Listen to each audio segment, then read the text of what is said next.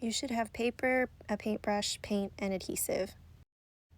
From bottom to top, your first layer is going to be the blank piece of paper, this less intricately cut one, layer 2, layer 3, and then the top layer, layer 4. Paint your paper from the bottom layer up, so this solid piece of paper and layer 2. We're really only painting the parts that show through layer 2, so these spaces here, and I'm going to try to leave the eyes blank or unpainted. Rehydrate your paints by using your paintbrush to dab a little bit of water, just a drop, onto each of your paint colors, just like this.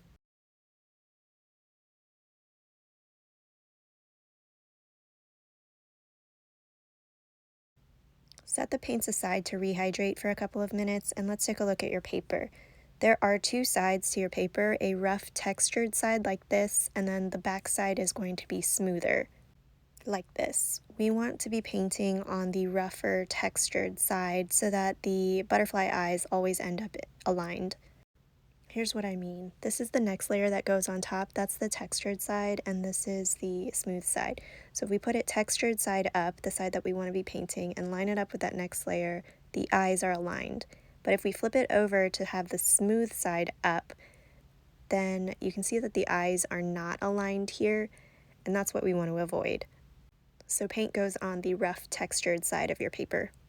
If you get confused, just stack layer 2 and 3 on top of each other to make sure the eyes are still aligned. Your paint should be hydrated now, so let's paint that bottom first layer, the part with no cutouts. Use layer 2 as a guide to figure out where you need to put paint, and don't forget to leave the section below the eyes as blank paper, so you leave this part blank. Paint your paper light yellow using this first paint color, and you can shear out the color to make it even lighter with a little bit more water, like I'm doing here. I'm not painting this neatly because most of the edges are going to be hidden anyway. I just want to make sure that I'm putting color down where it's going to show through layer 2. You can use layer 2 to check to make sure you're painting the areas you need to paint. Remember to keep that eye section unpainted. This does not need to be neat at all. I'm not being neat with it. I'm just trying to get color down in those sections where it needs to be colored, and I'm making it messy because it's fun. I'm using layer 2 to figure out if I'm done, and I am happy with this. To paint layer 2, we're going to do the same thing. So here's layer 2, and I'm going to use layer 3 to figure out where to lay down paint. Now, here's your reminder to check for your eye alignment. If it ends up looking like this, then you know something's gone wrong. So we want to avoid this situation and paint on the rougher textured side of the paper. When I paint layer 2, I try to leave these smaller edge dots unpainted so that they show through as white. To do this, I start by painting in the center and I work my way slowly out using layer 3 as a guide on top of it to check constantly.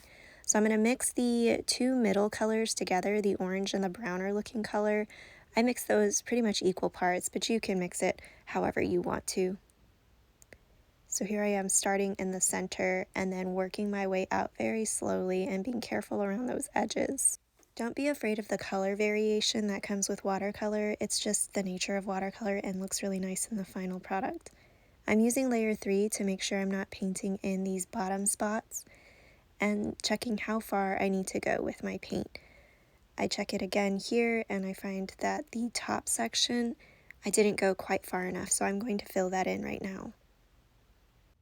You can see there's quite a big variation in the color here, and I'm not stressing about it because, like I said, it's part of watercolor and I like the way it looks in the final product.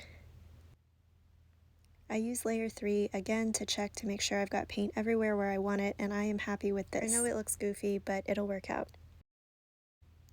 Let's paint layer 3 the same way. So we take layer 3 and the fourth layer, the top layer, and lay it on top. I want to make sure that I'm covering the antenna black, so I'm going to lay paint down here in this section. I paint this using the darker color on your palette, and I'm not being neat with this, but I am being gentle on these inner veins because it's wet paper and wet paper is delicate. Paint a little further than you think you need to on those edges, definitely the goofiest layer, so take a photo for a good before and after. Let your layers dry and stack them up to make sure you have everything painted where you want it. So there's the first layer, the second layer, layer 3, and layer 4. My eyes are lined up and I'm happy with that. So take your adhesive glue, it's a foam. We're gonna cut this in half so that it doubles the thickness of each circle. So cut these so that you end up with several semicircles, just like this. Now we're gonna glue from the bottom up, so take layers 1 and 2, flip over layer 2 onto its back, and we're gonna put glue here, here, here, and here.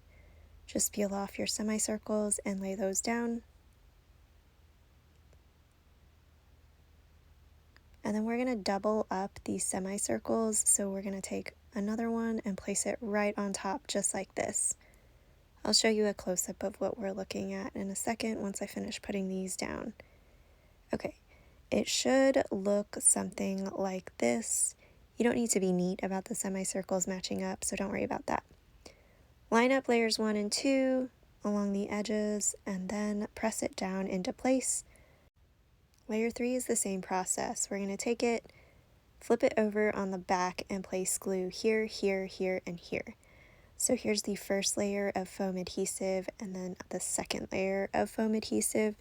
I double up the adhesive to create more depth in the piece because it creates more distance between your layers. Now with this glue down, I want to make sure that the eyes are lined up before I press it down. So that's why I'm taking a little bit more time here before I push that layer down. And I like the way these eyes are looking, so I'm happy with that.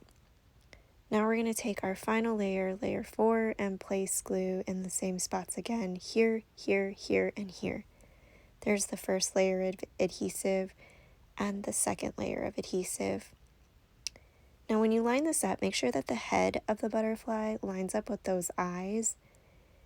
You just want to make sure that the eyes don't look like they're floating in the middle of the butterfly's head. It's not a symmetrical butterfly, so it's okay if it's just a little bit off. Here's what your layers should look like when they're all glued up together, and now you're ready to frame. Open up the back of your frame and pull out that backing. There's also this spacer here, and then there's a piece of glass that is loose and will fall out, so be careful with that. Place your butterfly piece directly against the glass, just like this, and then put the spacer into your frame, and you're ready to close up your frame.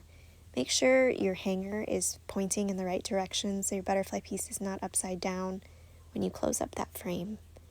And here's your piece. I love seeing what you guys make, so if you want to take a picture and email me or share it on Instagram, definitely tag me.